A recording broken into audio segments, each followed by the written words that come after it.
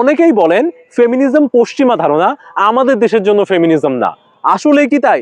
আর পশ্চিমা ধারণা হলে সমস্যাই বা কি? হ্যাঁ, আধুনিক সংগঠিত ফেমিনিজমের ভাষা ও তত্ত্ব ইউরোপ ও আমেরিকায় বিকশিত হয়েছে, সেটা সত্যি। কিন্তু একটা ধারণা কোথা থেকে তৈরি হলো সেটা তো মূল কথা না। মূল কথা হচ্ছে এই ধারণাটি পৃথিবীর সকল জায়গার জন্য প্রাসঙ্গিক কিনা, এটা ন্যায্য কিনা। ফেমিনিজম একটি ন্যায়সঙ্গত ধারণা, তাই এটি পৃথিবীর সকল জায়গার জন্য প্রযোজ্য।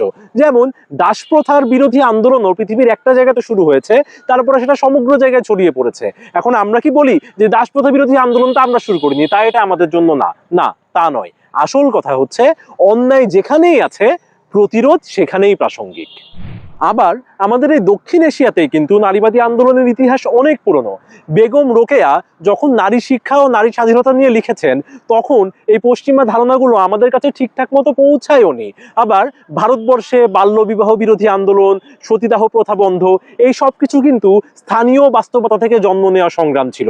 বাংলাদেশেও নারীদের কর্মক্ষেত্রের অধিকার, পোশাক শিল্পের নিরাপত্তা, রাজনৈতিক অংশগ্রহণ, এসব নিয়েও আন্দোলন হয়েছে নিজেদের প্রয়োজন থেকেই।